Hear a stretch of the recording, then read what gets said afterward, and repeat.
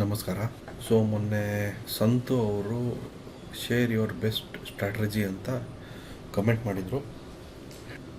So ನಾನು ನನ್ನ ಹಳೆಯ ವಿಡಿಯೋಗಳ್ನ ನೀವು ನೋಡಿದರೆ ನಿಮ್ಗೆ ಗೊತ್ತಿರ್ಬೋದು. ನಾನು ಯಾವತ್ತೇ ಆಗಲಿ ಯಾವುದೇ ಒಂದು ಸ್ಟಾಕ್ನ ಶಾರ್ಟ್ ಲಿಸ್ಟ್ ಮಾಡಬೇಕಾದ್ರೆ ಮೊದಲು ಅದನ್ನು ಫಂಡಮೆಂಟಲ್ಲಾಗಿ ಅದು ಕರೆಕ್ಟಾಗಿದೆಯೋ ಇಲ್ವೋ, ಅದ್ರ ಹೆಲ್ತ್ ಹೇಗಿದೆ ಅಂತ ಚೆಕ್ ಮಾಡ್ತೀನಿ. ಇದೇ ನನ್ನ ಬೇಸಿಕ್ ಸ್ಟ್ರಾಟಜಿ.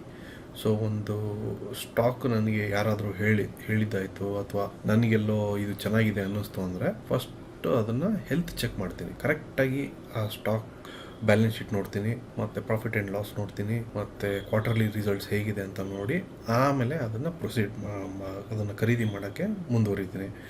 ಆ ಖರೀದಿ ಮಾಡಬೇಕಾದ್ರೂ ಅಷ್ಟೇ, ಇವಾಗ ನೀವು ಅಂಗಡಿಗೆ ಹೋಗಿ ಏನೇ ಒಂದು ಸಾಮಾನು ತೊಗೋಬೇಕಾದಾಗ ಅದಕ್ಕೊಂದು ವ್ಯಾಲ್ಯೂ ಅಂತ ಇರುತ್ತೆ. ಪ್ರತಿಯೊಂದು ಸ್ಟಾಕು ಕೂಡ ಹಾಗೇನೆ, ಪ್ರತಿಯೊಂದು ಕಂಪ್ನಿಗೂ ಒಂದು ಇಂಟ್ರಿನ್ಸಿಕ್ ವ್ಯಾಲ್ಯೂ ಅಂತ ಇರುತ್ತೆ. ಅದನ್ನು ನೀವು ವ್ಯಾಲ್ಯೂಯೇಟ್ ಮಾಡಬೇಕು. ಅದನ್ನು ಸ್ಟಾಕ್ ವ್ಯಾಲ್ಯೂಯೇಷನ್ ಅಂತಾರೆ. ಅದನ್ನು ನಿಮಗೆ ಹೋಗ್ತಾ ಹೇಳ್ತೀನಿ. ಸೊ ಈಗ ಫಾರ್ ಎಕ್ಸಾಂಪಲ್, ಇವಾಗ ನೀವು ವಸ್ತು ತೊಗೊಳಕ್ಕೆ ಹೋಗ್ತೀರಾ, ಸಣ್ಣ ಒಂದು ಮೊಬೈಲ್ ಫೋನು MRP ಒಂದು 6,000 ರೂಪಾಯಿ ಇರುತ್ತೆ ಅಂತ ಇಟ್ಕೊಳ್ಳಿ. ಬಟ್ ಇನ್ನೂ ಒಂದು ಕಾರಣಕ್ಕೆ ಅದನ್ನು ಅಂಗಡಿನಲ್ಲಿ ನಿಮಗೆ ಅವನು 7,000 ರೂಪಾಯಿಗೆ MRP ಹಾಕಿ ಮಾರ್ತಿರ್ತಾನೆ. ಇದು 6,000 ರೂಪಾಯಿ ವ್ಯಾಲ್ಯೂಯೇಷನ್ ಅಂತ ಗೊತ್ತಿದ್ರು ಅದು ಒಂದೇ ಪೀಸ್ ಇದೆ ಸರ್ ಹಂಗೆ ಅಂತ ಹೇಳಿದ್ರು ನೀವು ತೊಗೋತೀರಾ? ಇಲ್ಲ, ನೀವು ಬೇರೆ ಅಂಗಡಿಗೆ ಹೋಗಿ ನೋಡ್ತೀರಾ ತಾನೆ. ಅದೇ ಥರ ಸ್ಟಾಕಲ್ಲಿ ಕೂಡ ನೀವು ಒಂದ್ಸತಿ ಫಂಡಮೆಂಟಲ್ ಅನಾಲಿಸಿಸ್ ಮಾಡಿ ಕಂಪ್ನಿ ಚೆನ್ನಾಗಿದೆ ಅಂತ ತಿಳ್ಕೊಂಡ್ಮೇಲೆ ಅದನ್ನು ಖರೀದಿ ಮಾಡೋಕ್ಕೆ ಹೋದಾಗ ಅದರ ಪ್ರೈಸ್ ಯಾವ ಪ್ರೈಸ್ಗೆ ಅದು ನಿಮಗೆ ಅವೈಲೇಬಲ್ ಇದೆ ಅನ್ನೋದನ್ನು ನೀವು ಒಂದ್ಸತಿ ಅನಲೈಸ್ ಮಾಡಬೇಕಾಗುತ್ತೆ. ಸೊ ಆ ಪ್ರೈಸ್ ಜಾಸ್ತಿ ಇದೆಯೋ ಕಮ್ಮಿ ಇದೆಯೋ, ಕರೆಕ್ಟ್ ಪ್ರೈಸ್ ಇದೆಯಾ, ಓವರ್ ವ್ಯಾಲ್ಯೂಡ್ ಆಗಿದ್ದರೆ ಅದನ್ನು ತೊಗೊಳೋದ್ರಲ್ಲಿ ಯಾವುದೇ ಅರ್ಥ ಇಲ್ಲ. ಯಾಕೆಂದರೆ ಓವರ್ ವ್ಯಾಲ್ಯೂಡ್ ಆಗಿದ್ದಾಗ ನೀವು ಅದನ್ನು ತೊಗೊಂಡ್ರೆ ಒಂದು ಸ್ವಲ್ಪ ಜನ ಪ್ರಾಫಿಟ್ ಬುಕ್ಕಿಂಗ್ ಅಂತ ಮಾಡ್ತಾರೆ. ಅಂದರೆ ಪ್ರೈಸ್ ಜಾಸ್ತಿ ಹೋದಂಗೆ ಹಳೆಯ ಇನ್ವೆಸ್ಟರ್ಗಳೆಲ್ಲ ಅದನ್ನು ಪ್ರಾಫಿಟ್ ಬುಕ್ಕಿಂಗ್ ಮಾಡಿ ಮಾರ್ತಾರೆ. ಜಾಸ್ತಿ ಜನ ಮಾರಿದಾಗ ನೀವು ತೊಗೊಂಡಿರೋ ಪ್ರೈಸ್ಗಿಂತ ಕಮ್ಮಿ ಬಂದು ನೀವು ಮತ್ತೆ ಲಾಸಲ್ಲಿ ಹೋಗ್ತೀರಾ. ಸೊ ಅದಕ್ಕೆ ಯಾವತ್ತಿದ್ರೂ ಪ್ರೈಸ್ನ ಅನಲೈಸ್ ಮಾಡಬೇಕು. ಯಾವ ಪ್ರೈಸ್ಗೆ ಬೈ ಮಾಡಬೇಕು, ಯಾವ ಪ್ರೈಸ್ಗೆ ಸೆಲ್ ಮಾಡಬೇಕು ಅನ್ನೋದು ತುಂಬಾ important. So just company health ನೋಡ್ಬಿಟ್ಟು ಇನ್ವೆಸ್ಟ್ ಮಾಡೋದು ಅಷ್ಟೇ ಅಲ್ಲ, ಯಾವ ಟೈಮಲ್ಲಿ ಇನ್ವೆಸ್ಟ್ ಮಾಡಬೇಕು ಅನ್ನೋದನ್ನು ಅಷ್ಟೇ ಇಂಪಾರ್ಟೆಂಟ್. ಸೊ ಅದನ್ನು ನಾನು ನಿಮಗೆ ಮುಂದೆ ವಿಡಿಯೋ ಮಾಡಿದಾಗೆಲ್ಲ ಒಂದೊಂದಾಗಿ ಆ ಟೆಕ್ನಿಕ್ಸ್ ಎಲ್ಲ ಹೇಳ್ತೀನಿ. ಸೊ ಇವತ್ತು ನಾನು ಒಂದು ಇಂಪಾರ್ಟೆಂಟ್ ವಿಷಯ, ಕಮೆಂಟ್ಸ್ನಲ್ಲಿ ಅವರು ನಿಮ್ಮ ಬೆಸ್ಟ್ ಸ್ಟ್ರಾಟಜಿ ಹೇಳಿ ಅಂತ ಕೇಳಿದ್ರು. ಸೊ ಅವ್ರು ಏನು ಕೇಳ್ತಿದ್ದಾರೆ ಅಂತ ನನಗೆ ಅರ್ಥ ಆಯಿತು. ಮೋಸ್ಟ್ಲಿ ಅವರು ನಿಮ್ಮ ಇಂಟ್ರಾಡೇ ಸ್ಟ್ರಾಟಜಿ ಕೇಳ್ತಾ ಇದ್ದಾರೆ ಅವರು. ಸೊ ನಾನು ನಿಮಗೆ ಒಂದು ಹೇಳಕ್ಕೆ ಇಷ್ಟಪಡ್ತೀನಿ, ನಾನು ಇವತ್ತವರೆಗೂ ಇಂಟ್ರಾಡೇ ಮಾಡಿಲ್ಲ. ಅದು ಯಾಕೆ ಅಂತ ನಾನು ನಿಮ್ಗೆ ಹೇಳ್ತೀನಿ. ಇಂಟ್ರಾಡೇ ಅಂದರೆ ಕೆಲವು ಜನಕ್ಕೆ ಗೊತ್ತಿರಲ್ಲ ಇಂಟ್ರಾಡೇ ಅಂದರೆ ಏನು ಅಂತ. ಇಂಟ್ರಾಡೇ ಅಂದರೆ ಅದೇ ದಿನ ಖರೀದಿ ಮಾಡಿ ಸಂಜೆ ಮಧ್ಯಾಹ್ನ 3:30 ಮಾರ್ಕೆಟ್ ಕ್ಲೋಸ್ ಆಗೋ ಅಷ್ಟರೊಳಗೆ ನೀವು ಅದನ್ನು ಮಾರಲೇಬೇಕಾಗುತ್ತೆ. ಅಂದರೆ ಅದು ಪ್ರೈಸ್ ಜಾಸ್ತಿ ಹೋದರೆ ನಿಮಗೆ ಲಾಭ ಬರುತ್ತೆ, ಅಕಸ್ಮಾತ್ ಪ್ರೈಸ್ ಕಮ್ಮಿ ಆಯಿತು ಅಂದರೆ ನಿಮಗೆ ನಷ್ಟ ಆಗುತ್ತೆ. ಅಕಸ್ಮಾತ್ ನೀವು 3:30 ಅಷ್ಟೊತ್ತಿಗೆ ನೀವು ಮಾರಲಿಲ್ಲ ಅಂದರೆ ನಿಮ್ಮ ಬ್ರೋಕರೇ ಅದನ್ನು ಸ್ಕ್ವೇರ್ ಆಫ್ ಮಾಡ್ತಾರೆ. ಸ್ಕ್ವೇರ್ ಆಫ್ ಅಂದರೆ ಅವರೇ ನೀವೇನು ತೊಗೊಂಡಿರ್ತೀರಲ್ಲ ಬೆಳಗ್ಗೆ ಅದನ್ನು ಸ್ಕ್ವೇರ್ ಆಫ್ ಮಾಡಿ ಅದು ನಿಮಗೆ ಲಾಭ ಬಂದಿದೆ ನಿಮಗೆ ಆ ಲಾಭನ ನಿಮಗೆ ಟ್ರಾನ್ಸ್ಫರ್ ಮಾಡ್ತಾರೆ. ಸೊ ನೀವು ಬೆಳಗ್ಗೆ ತೊಗೊಂಡಿದ್ದು ಮಧ್ಯಾಹ್ನ ಕಮ್ಮಿ ಆಯಿತು ಅಂದರೆ ಅವರು ನಿಮ್ಮ ಬ್ರೋಕರ್ ಸ್ಕ್ವೇರ್ ಆಫ್ ಮಾಡಿದಾಗ ನೀವು ಅದಕ್ಕೆ ಎಷ್ಟು ನಷ್ಟ ಆಯಿತು ಅದನ್ನು ನೀವು ತುಂಬಿಸ್ಬೇಕಾಗುತ್ತೆ. ಇದೇ ಇಂಟ್ರಾಡೇ ಆಟ. ಇದು ಟ್ರೇಡರ್ಸ್ ಮಾಡೋದು, ಇದನ್ನು ಟ್ರೇಡಿಂಗ್ ಅಂತಾರೆ, ಡೇ ಟ್ರೇಡಿಂಗ್ ಅಂತಾರೆ.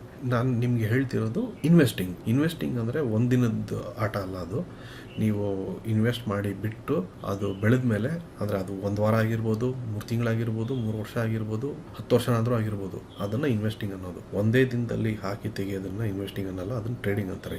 ಇನ್ಫ್ಯಾಕ್ಟ್ ಇನ್ವೆಸ್ಟಿಂಗ್ ಅನ್ನೋದು ಮಿನಿಮಮ್ ನೀವು 1-2 ವರ್ಷ ಇಡಲೇಬೇಕು. 1 ವಾರ 2 ವಾರ ಅದೆಲ್ಲ ಇನ್ವೆಸ್ಟಿಂಗ್ ಅಲ್ಲ. ಬಟ್ ಒಂದೊಂದು ಸ್ಟಾಕ್ ನ್ಯೂಸಲ್ಲಿ ಹೇಗಿರುತ್ತೆ ಅಂದರೆ ಒಂದೇ ವಾರಕ್ಕೂ ರಿಟರ್ನ್ ಕೊಡುತ್ತೆ, ಒಂದೊಂದು ಸತಿ 20-30% ಬಂದ್ಬಿಡುತ್ತೆ. ಆ ಟೈಮಲ್ಲಿ ಏನು ಮಾಡಬೇಕು ಅನ್ನೋದನ್ನು ಹೇಳ್ತೀನಿ. ಬಟ್ ಇವತ್ತಿನ ಟಾಪಿಕ್ಕು ಡೇ ಟ್ರೇಡಿಂಗ್ಗೆ ಡೆಡಿಕೇಟ್ ಮಾಡೋಣ. ಸೊ ಡೇ ಟ್ರೇಡಿಂಗ್ ಯಾಕೆ ಮಾಡಬಾರ್ದು ಅಂತ ನಾನು ಹೇಳ್ತಾ ಇದ್ದೆ. ಸೊ ಈಗ ಫಾರ್ ಎಕ್ಸಾಂಪಲ್ ನಿಮಗೆ TCS ಚಾರ್ಟ್ ತೋರಿಸ್ತಾ ಇದ್ದೀನಿ. In fact this is the company which has the largest market cap. ಮೊದಲು ಬಹುಶಃ ರಿಲಯನ್ಸ್ ಇತ್ತು ಅನಿಸುತ್ತೆ, ಈಗ TCS ಇದೆ. TCS ಇಸ್ ದ ನಂಬರ್ 1 ರೀಸೆಂಟಾಗಿ ಆಯಿತು. ಸೊ ಈ ಕಂಪ್ನಿ ಚಾರ್ಟ್ ನಿಮ್ಗೆ ತೋರಿಸ್ತಿದ್ದೀನಿ.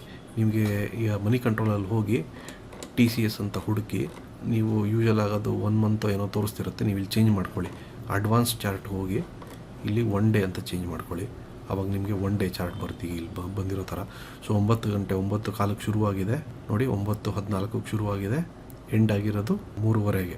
ಓಕೆ, ಸೊ 3:30 ತನಕ ಟ್ರೇಡಿಂಗ್ ಆಗಿದೆ. ಸೊ ನೀವು ನೋಡ್ಬೋದು, ಇಲ್ಲಪ್ಪ ಯಾವುದೇ ಒಂದು ಸ್ಟಾಕು ಒಂದು ದಿನಕ್ಕೆ ಹೆಚ್ಚು ಕಮ್ಮಿ ಆಗ್ತಾನೆ ಇರುತ್ತೆ, ಅದರಲ್ಲಿ ಏನು ದೊಡ್ಡ ವಿಷಯ, ಸೊ ನಾನು ಡೇ ಟ್ರೇಡಿಂಗ್ ಮಾಡ್ತೀನಿ, ಬರೋಷ್ಟು ಬರಲಿ, ನಂಗೆ ಜಾಸ್ತಿ ದುಡ್ಡು ಬೇಡ, ದಿನಕ್ಕೆ 2-3 ಸಾವಿರ ರೂಪಾಯಿ ಬಂದರೆ ಸಾಕು ಅಂತ ಹೇಳೋರು ಇರ್ತಾರೆ. ನನ್ನ ಮೆಂಟಾಲಿಟಿ ಒಂದು ಟೈಮಲ್ಲಿ ಹಂಗೆ ಇತ್ತು. ಮಾಡಿದ್ರೆ ಏನು ತಪ್ಪು ಅಂತಿದ್ದೆ, ಬಟ್ ನಾನೊಂದು ಸ್ವಲ್ಪ ಅಬ್ಸರ್ವ್ ಮಾಡಿದೆ. ಸದ್ಯ ನಾನು ಮಾಡೋಕ್ಕೆ ಹೋಗಲಿಲ್ಲ. ಆವಾಗ ನನಗೆ ಅರಿವಾಗಿದ್ದು ಏನು ಅನ್ನೋದನ್ನೇ ಶೇರ್ ಮಾಡ್ತೀನಿ. ಈಗ ನೋಡಿ, ಬಹುಶಃ ನೀವು 9:15 ಆರ್ಡರ್ ಪಂಚ್ ಮಾಡಿ ಬೈ ಮಾಡೋದು ಅಷ್ಟು ಸುಲಭ ಅಲ್ಲ. ಒಂದೊಂದು ಸೆಕೆಂಡ್ಗೂ ಪ್ರೈಸ್ ಚಕ್ ಅಂತ ಚೇಂಜ್ ಆಗ್ತಿರ್ತಿಲ್ಲ. ನೋಡಿ, 9:15 ಶುರುವಾಗಿದ್ದು 9:23 ಹಿಂಗೆ ಬಂದ್ಬಿಡ್ತು. ನೀವು ಪಂಚ್ ಮಾಡೋ ಅಷ್ಟೊತ್ತು ಮೇಲೆ ಹೋಗ್ಬಿಟ್ರೆ, ನೀವು ಈ ಪ್ರೈಸ್ ಹಾಕೋ ಅಷ್ಟೊತ್ತಿಗೆ ಇಲ್ಲಿ ಬಂದ್ಬಿಟ್ಟಿರುತ್ತದು, ಮತ್ತು ಇಲ್ಲಿ ಹಾಕೋ ಅಷ್ಟೊತ್ತಿಗೆ ಹಿಂಗೆ ಬಂದ್ಬಿಟ್ಟಿರುತ್ತೆ. ಸೊ ಅದು ಅಷ್ಟು ಈಸಿನೂ ಅಲ್ಲ. ಪ್ರೈಸ್ ಮೂವ್ಮೆಂಟ್ ತುಂಬ ಇರುತ್ತೆ. ನೀವು ಅವಾಗ ಅದನ್ನು ಓಡ್ತಿರೋ ಕುದುರೆ ಹಿಡಿಯೋ ಥರ ಹಿಡಿದು ಓಡ್ತೀರಾ ನೋಡಿ, ಅಲ್ಲೇ ಮುಗ್ಗುರಿಸಿ ಬೀಳೋದು. ಅನಲೈಸ್ ಮಾಡ್ದೇನೆ ಪ್ರೈಸ್ ಮೂವ್ಮೆಂಟ್ ಅನಲೈಸ್ ಮಾಡೋಕ್ಕೆ ನಿಮ್ಗೆ ಬರಲ್ಲ. ಇಲ್ಲಪ್ಪ ಮೇಲೆ ಬಂದೇ ಬರುತ್ತೆ ಅಂತ ಹೇಳ್ಬಿಟ್ಟು ಹಾಕಿದ್ರೆ ಅಲ್ಲೇ ನೀವು ಕಚ್ಕೊಳ್ಳೋದು. ಸೊ ನೀವು ಏನಾದರೂ ಹಿಂಗೆ ಬೈ ಮಾಡ್ತು ಅಂದರೆ ನಿಮ್ಗೆ ಎಲ್ಲಿ ಅದನ್ನು ತೆಗಿಬೇಕು, ಪ್ರಾಫಿಟ್ ಬುಕ್ ಮಾಡಬೇಕು, ಮಾರಬೇಕು, ಆಚೆ ಬರಬೇಕು ಅನ್ನೋದು ಗೊತ್ತಿರಲ್ಲ. ಹಿಂಗೆ ಇರ್ತೀರಾ, ಇಲ್ಲೆಲ್ಲ ತೊಗೊಂಡಿರ್ತೀರಾ, ಹಿಂಗೆ ಹೋಗುತ್ತೆ, ಇನ್ನೂ ಮೇಲೆ ಹೋಗುತ್ತೆ ಅನ್ನೋ ಅಷ್ಟರೊಳಗೆ ಟಕ್ ಅಂತ ಕೆಳಗೆ ಬಿದ್ದುಬಿಡುತ್ತೆ. ಸೊ ನೀವು ಇಲ್ಲೆಲ್ಲ ತೊಗೊಂಡಿರ್ತೀರ ಅನ್ಕೊಳ್ಳಿ, ಇಲ್ಲಿ ಹೋದಾಗ ನೀವು ತೆಗ್ದಿರಲ್ಲ, ಕೆಳಗೆ ಬಂದ್ಬಿಡುತ್ತೆ. ಆಮೇಲೆ ಅದು ಒಂದು ಸ್ವಲ್ಪ ಮೇಲೆ ಇನ್ನೂ ಮೇಲೆ ಬರುತ್ತೆ ಅಂದ್ಕೊಂಡಿರ್ತೀರಾ. ಇಲ್ಲಿ ಮೇಲೆ ಬಂತು, ಈ ಜಸ್ಟ್ ಇನ್ನೇನು ನಿಮ್ಮ ತೊಗೊಂಡಿರೋ ಪ್ರೈಸ್ ಅಂತ ಬಂತು, ಇನ್ನು ಮೇಲೆ ಬರುತ್ತೆ ಅನ್ಕೊಂಡು ಮತ್ತೆ ಕೆಳಗೆ ಬಂದ್ಬಿಡುತ್ತೆ. ಸೊ ಈ ಥರ ಫ್ಲಕ್ಚುಯೇಷನ್ಸ್ ಡೇ ಟ್ರೇಡಿಂಗಲ್ಲಿ ಆಗ್ತಾನೆ ಇರುತ್ತೆ. ಸೊ ಫಾರ್ ಎಕ್ಸಾಂಪಲ್, ನೀವು ಇಲ್ಲೇ ತೊಗೊಂಡಿರ್ಬೇಕು ಅಂತೇನಿಲ್ಲ, ಇಲ್ಲಾದರೂ ತೊಗೊಂಡಿರ್ಬೋದು ಅಥವಾ ಇಲ್ಲಾದರೂ ತೊಗೊಂಡಿರ್ತೀರ. ಹಿಂಗೆ ತೊಗೊಂಡಾಗ ನೀವು ಒಂದು ಪ್ರಾಫಿಟ್ ಬಂದಿರೋಕ್ಕೂ ಚಾನ್ಸ್ ಇರುತ್ತೆ. ನಿಮಗೆ ಏನೂ ಇದ್ರ ಬಗ್ಗೆ ಐಡಿಯಾ ಇಲ್ಲದಿದ್ರೂ ನಿಮಗೆ ಒಂದೊಂದ್ಸತಿ ಬೈ ಫ್ಲೂಕ್ ನಿಮಗೆ ಪ್ರಾಫಿಟ್ ಬಂದ್ಬಿಡುತ್ತೆ. ನಿಮ್ಮ ಲಕ್ ಚೆನ್ನಾಗಿದ್ರೆ ಬರುತ್ತೆ, ಇಲ್ಲ ಅಂತ ನಾನು ಹೇಳ್ತಾ ಇಲ್ಲ. ಬಟ್ ನಾನು ನಿಮಗೆ ಒಂದು ಮಾತು ಹೇಳ್ತೀನಿ, ಇದನ್ನು ನೀವು ಯಾರೇ ಟ್ರೇಡಿಂಗ್ ಯಾರು ಮಾಡ್ತಾರಲ್ಲ, ಎಂಥವರೇ ಆಗಿರಲಿ, ಅವ್ರನ್ನ ಕೇಳಿ. ನಿಮಗೆ ಗೊತ್ತಿರೋರಾಗಿದ್ದರೆ ನಾನು ಚಾಲೆಂಜ್ ಮಾಡಿ ಹೇಳ್ತೀನಿ, ಈ ಥರ ಡೇ ಟ್ರೇಡಿಂಗ್ ಮಾಡೋರು 10 ಟ್ರೇಡಿಂಗ್ ಅವ್ರದ್ದು ನೀವು ಏನಾಗಿದೆ ಅಂತ ತಿಳ್ಕೊಳ್ಳಿ, ನಿಮಗೆ ಗೊತ್ತಾಗುತ್ತೆ. ನೀವು ಯಾವತ್ತು 1 ದಿನ ಗೆಲ್ಬೋದು, 2 ದಿನ ಗೆಲ್ಬೋದು. ಏನಾಗುತ್ತೆ ಅಂದರೆ 10 ನಿಮ್ಮ ಡೇ ಟ್ರೇಡ್ಸ್ನ ನೀವು ಲೆಕ್ಕ ಹಾಕಿದ್ರೆ 8ರಲ್ಲೂ ನೀವು ಗೆದ್ದಿರ್ತೀರ. ಅಂದರೆ ಏನು, ಇಲ್ಲೇನೋ ಹಾಕಿರ್ತೀರ, ಇಲ್ಲಿ ಬರುತ್ತೆ, ಅಪ್ಪ ನನಗೆ ದುರಾಸೆ ಬೇಡ, ಬಂದಿದ್ದಷ್ಟು ಸಾಕು ಅಂತ ಆಚೆ ಬರ್ತೀರಾ, ಪ್ರಾಫಿಟ್ ತೊಗೋತೀರ, ಏನೋ ಒಂದು 2,000 ರೂಪಾಯಿ 3,000 ರೂಪಾಯಿ ಮಾಡಿರ್ತೀರ. ಅದೇ ಥರ ಆಯಿತು, ಒಂದು ಸ್ವಲ್ಪ ಧೈರ್ಯ ಬರುತ್ತೆ. ಮಾರನೇ ದಿನವೂ ಹಾಗೆ ಮಾಡ್ತೀರಾ, ಆವಾಗಲೂ ಕ್ಲಿಕ್ ಆಗುತ್ತೆ, ಏನೋ ಒಂದು 500 ರೂಪಾಯಿನೇ ಬರ್ಬೋದು, ಪರವಾಗಿಲ್ಲ, ಆಯ್ತಪ್ಪ ನಂದು 2,500 ರೂಪಾಯಿ ನನ್ನ ಬರೀ ಪ್ರಾಫಿಟ್ ಆಯಿತು, ಸೊ 2,500 ರೂಪಾಯಿ ಹೋದ್ರೂ ಪರವಾಗಿಲ್ಲ, ಮತ್ತೆ ಮಾಡ್ತೀನಿ ಅಂತ ಇನ್ನೊಂದು ದಿವಸ ಮಾಡ್ತೀರಾ, ಆವಾಗಲೂ ಬರುತ್ತೆ. ಇದೇ ಥರ ಒಂದು 3-4 ದಿನ ಕಂಟಿನ್ಯೂಸ್ ಬಂದಾಗ ನಿಮಗೆ ಒಂದು ಫಾಲ್ಸ್ ಕಾನ್ಫಿಡೆನ್ಸ್ ಹುಡ್ತಾ ಹೋಗುತ್ತೆ. ಹೌದಪ್ಪ, ಇದು ಒಳ್ಳೆ ಒಂದು ಮೆಥಡ್ ದುಡ್ಡು ಮಾಡೋಕ್ಕೆ ಈಸಿಯಾಗಿ. ಬಟ್ ನೀವು ತಿಳ್ಕೊಳ್ಳಿ, ನೀವು ಮಾಡ್ತಿರೋದು ಗ್ಯಾಮ್ಲಿಂಗ್. ಇದು ಗ್ಯಾಮ್ಲಿಂಗ್ ಅಲ್ಲದೆ ಬೇರೆ ಏನೂ ಅಲ್ಲ ಡೇ ಟ್ರೇಡಿಂಗ್. ಯಾಕೆ ಅಂತಾನು ಹೇಳ್ತೀನಿ. ಸೊ ಈ ಥರ ಮಾಡ್ತಾ ಹೋದಾಗ ಏನಾಗುತ್ತೆ ಅಂದರೆ, ಒಂದು ದಿನ ನಿಮಗೆ ಲಕ್ ಯಾವಾಗಲೂ ಇರಲ್ಲ. ಒಂದೇ ಸತಿ ನಿಮಗೆ ಪ್ರೈಸ್ ಮೂವ್ಮೆಂಟ್ ಹೇಗೆ ಅನಲೈಸ್ ಮಾಡೋದಂತ ಗೊತ್ತಿರಲ್ಲ.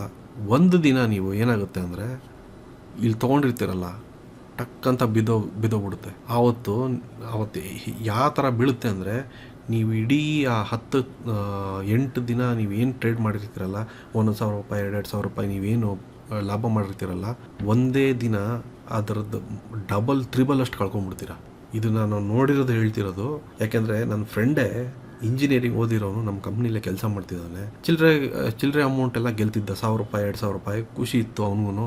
ಮಾಡ್ತಿದ್ದ, ಇದು ದಿನ ಹಿಂಗೆ ಮಾಡ್ಬೋದಪ್ಪ, ನನಗೇನು ಕೆಲಸ ಇರಲ್ಲ, ಕಂಪ್ನಿಲಿ ಬಂದು 3:30 ತನಕ ಫ್ರೀ ಆಗಿರ್ತೀನಿ, ಟರ್ಮಿನಲ್ ಮುಂದೆ ಕೂತ್ಕೊಂಡು ಟ್ರೇಡಿಂಗ್ ಓಪನ್ ಮಾಡ್ಕೊಂಡು ಮಾಡ್ತೀನಿ ಅಂತ ಹೇಳ್ತಿದ್ದ. ನಾನು ಹೇಳಿದೆ, ಬೇಡ, ಡೇ ಟ್ರೇಡಿಂಗ್ ಮಾಡಬೇಡ, ಗ್ಯಾಮ್ಲಿಂಗ್ ಥರ ಅಂತ. ಕೇಳ್ತಿರ್ಲಿಲ್ಲ. ಅವನಿಗೆ ಒಂದೇ ದಿವಸದಲ್ಲಿ ಒಂದು ಸತಿ 60,000, ಇನ್ನೊಂದು ಸತಿ ಆಪ್ಷನ್ಸ್ ಟ್ರೇಡಿಂಗ್ ಮಾಡಿದಾಗ 1,00,000 ರೂಪಾಯಿ ಹೋಗಿದೆ. ಅವನಿಗೆ ಒಂದು 90,000 ಹೋಗಿದೆ. ಅದಾದಮೇಲೆ ಅವನು ಟ್ರೇಡಿಂಗ್ ನಾನು ಮಾಡೋದೇ ಇಲ್ಲ ಅಂತ ಹೇಳಿ ನಮಸ್ಕಾರ ಹೊಡೆದು ಹೋಗ್ಬಿಟ್ಟ. ಸೊ ಈ ಥರ ಆಗಿದೆ. ನಾನು ಈ ಥರ ಒಂದಲ್ಲ ಸಾವಿರಾರು ಎಕ್ಸಾಂಪಲ್. ಎಂಥ best of the best traders ನಿಮಗೆ ಯೂಟ್ಯೂಬಲ್ಲಿ ವಿಡಿಯೋಗಳು ಸಿಗುತ್ತೆ, ಅವ್ರು ಹೇಳಿರೋದು ಇರುತ್ತೆ, ಬೇಕಾದ್ರೆ ನೋಡಿ.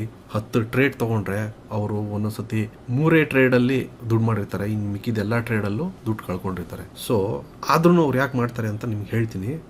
ನೀವು ಯಾಕೆ ಮಾಡಬಾರ್ದು ಅನ್ನೋದು ಹೇಳ್ತೀನಿ. ನೀವು ಯಾಕೆ ಮಾಡಬಾರ್ದು ಅಂದರೆ, ನೀವು ಚಿಕ್ಕ ಪ್ರಾಫಿಟ್ ಬಂದಾಗ ಆಚೆ ಬಂದು 2-3 ಟ್ರೇಡಲ್ಲಿ ತುಂಬ ಲಾಸ್ ಮಾಡಿಕೊಂಡು ಓವರ್ ಆಲ್ ಆಗಿ 10 ಟ್ರೇಡಲ್ಲಿ ನೋಡಿದ್ರೆ ನೀವು ಓವರ್ ಆಲ್ ಆಗಿ ಲಾಸ್ ಮಾಡ್ಕೊಂಡು ಆಚೆ ಬರ್ತೀರಾ. ಟ್ರೇಡರ್ಸ್ ಏನು ಮಾಡ್ತಾರೆ ಗೊತ್ತಾ, 10 ಟ್ರೇಡ್ಸಲ್ಲಿ ಅವ್ರು ಬೇಕಾದ್ರೆ 5-6 ಟ್ರೇಡ್ಸು ಲಾಸ್ ಇರುತ್ತೆ. ಅಂದರೆ ಎಷ್ಟು, 500 ರೂಪಾಯಿ 1,000 ರೂಪಾಯಿ 3,000 ರೂಪಾಯಿ ಲಾಸ್ ಮಾಡಿಕೊಂಡು ಇಮಿಡಿಯೇಟಾಗಿ ಎಕ್ಸಿಟ್ ಆಗಿರ್ತಾರೆ. ಸ್ಟಾಪ್ ಲಾಸ್ ಯೂಸ್ ಮಾಡ್ತಾರೆ ಅವರು. ಬಟ್ 2 ಅಥವಾ 3 ಟ್ರೇಡಲ್ಲಿ ಅವ್ರು ಎಷ್ಟು ದುಡ್ಡು ಮಾಡಿರ್ತಾರೆ ಅಂದರೆ, ಅವ್ರು ಇನ್ನೊಂದು 3-4 ತಿಂಗಳು ಕೆಲಸ ಮಾಡೋದೇ ಬೇಡ, ಆ ಥರ ದುಡ್ಡು ಮಾಡಿರ್ತಾರೆ ಅವರು. 60,000, 70,000, 1,00,000, ಕೆಲವರು 10-20 ಲಕ್ಷನೂ ಮಾಡಿರ್ತಾರೆ ಟ್ರೇಡರ್ಸ್ ಹಾಗೇನೆ. ಸೊ ನೀವು ಅವ್ರ ಜೊತೆ ಕಾಂಪೀಟ್ ಮಾಡೋದಲ್ಲ.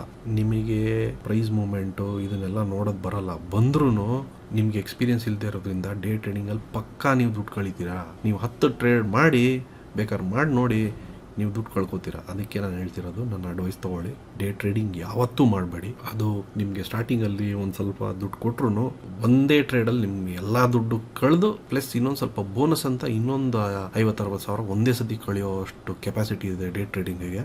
ಸೊ ಅದನ್ನು ಮಾಡಿದ್ರೆ ನೀವು ಆಮೇಲೆ ಮುಂದೆ ಸ್ಟಾಕ್ ಮಾರ್ಕೆಟ್ ಕಡೆ ತಲೆನೂ ಹಾಕಲ್ಲ. ಅದಕ್ಕೆ ಅದನ್ನು ಮಾಡಬೇಡಿ. ಯಾಕೆಂದರೆ ಒಂದು ಹೇಳ್ತೀನಿ ಕೇಳಿ, ಇವಾಗ ನಿಮ್ಗೆ ಏನೋ ಒಂದು ಕಾನ್ಫಿಡೆನ್ಸ್ ಇರುತ್ತೆ TCS ಇವತ್ತು ರಿಸಲ್ಟ್ ಬರುತ್ತೆ, TCS ರಿಸಲ್ಟ್ ಸಖತ್ತಾಗಿರುತ್ತೆ ಅಂತ. ಬಟ್ ನೀವು ಅದನ್ನು ನೀವು ಅನಲೈಸ್ ಮಾಡಿ ನೋಡಿ, ಅವ್ರದ್ದು ರಿಸಲ್ಟ್ ಯಾವತ್ತು ಬಂದಿದೆ ಆವತ್ತಿನ ದಿನ ಡೇ ಟ್ರೇಡಿಂಗ್ ಚಾರ್ಟ್ ಹಾಕಿ ನೋಡಿ. ನಾನು ಪಕ್ಕಾ ಹೇಳ್ತೀನಿ ಆವತ್ತಿನ ದಿನ ಪ್ರೈಸ್ ಬಿದ್ದಿರುತ್ತೆ. ಅವ್ರದ್ದು ಹೆಂಗೆ ಅಂದರೆ ಹಿಂದಿನ ದಿನ ಸಂಜೆ ಟ್ರೇಡಿಂಗ್ ಅವರ್ಸ್ ಆದಮೇಲೆ ರಿಸಲ್ಟ್ ಡಿಕ್ಲೇರ್ ಮಾಡಿರ್ತಾರೆ. ಚೆನ್ನಾಗಿ ಬಂದಿರುತ್ತೆ ರಿಸಲ್ಟು. ಅದ್ರ ಮೇಲೆ ಮಂಡೇ ಇದ್ರ ಮೇಲೆ ಹೋಗುತ್ತೆ ಅಂತ ಹೇಳಿ ನೀವು ಅದ್ರ ಮಾರನೇ ದಿವಸ ನೀವು ಬೆಳಗ್ಗೆನೆ ತೊಗೊಂತು ಅಂದರೆ ಆವತ್ತಿನ ದಿನ ಫುಲ್ಲು ಪ್ರೈಸ್ ಬಿದ್ದು ನೀವು ಲಾಸಲ್ಲಿ ಹೋಗ್ತೀರಾ. ಸೊ ಈ ಥರ ತುಂಬ ಉದಾಹರಣೆಗಳಿವೆ. ಇದೊಂದೇ ಅಲ್ಲ. ಫಾರ್ ಎಕ್ಸಾಂಪಲ್ ನೀವು ಬೇರೆ ಏನೋ ನ್ಯೂಸ್ ಇರುತ್ತೆ, ಏನು ರಿಸಲ್ಟ್ ಏನೂ ಇರಲ್ಲ, ಬಟ್ ಏನೋ ಒಂದು ನ್ಯೂಸ್ ಇರುತ್ತೆ ನಿಮ್ಗೆ ಗೊತ್ತಾಗುತ್ತೆ. ನೀವು ಡೇ ಟ್ರೇಡಿಂಗ್ ಮಾಡೋಣ ಅಂದ್ಬಿಟ್ಟು ಅವತ್ತು ತೊಗೋತೀರಾ. ತೊಗೊಂಡು ಅದೊಂದು ಸ್ವಲ್ಪ ಮೇಲೆ ಹೋಗಿರುತ್ತೆ.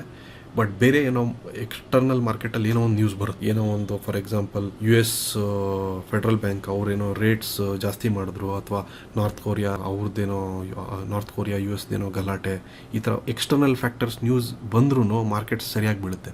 ಮಾರ್ಕೆಟ್ ಬಿದ್ದಾಗ ನಿಮ್ಮ ಸ್ಟಾಕ್ ಎಷ್ಟೇ ಚೆನ್ನಾಗಿರಲಿ, ನಿಮ್ಮ ಕಂಪನಿ ಎಷ್ಟೇ ಚೆನ್ನಾಗಿರಲಿ, ಆ ಸಡನ್ನಾಗಿ ಮಾರ್ಕೆಟ್ ಜರ್ಕ್ ಹೊಡೆದು ಬಿದ್ದಾಗ ಕಂಪ್ನಿನೂ ಇಂಟ್ರಾಡೇ ದಿವಸ ನಿಮ್ಮ ಫಂಡಮೆಂಟಲ್ಸ್ ಏನೂ ಅಪ್ಲೈ ಆಗಲ್ಲ. ಅದು ಎಷ್ಟೇ ಚೆನ್ನಾಗಿದ್ರು ಆವತ್ತು ಅದು ಬೀಳುತ್ತೆ. ಸೊ ಈ ಥರ ಎಲ್ಲ ರಿಸ್ಕ್ ಫ್ಯಾಕ್ಟರ್ಸ್ ಇರೋದ್ರಿಂದ ದಯವಿಟ್ಟು ಡೇ ಟ್ರೇಡಿಂಗ್ ಮಾಡಲೇಬೇಡಿ. ಇವತ್ತಿಗಿಷ್ಟೇ. Thank you.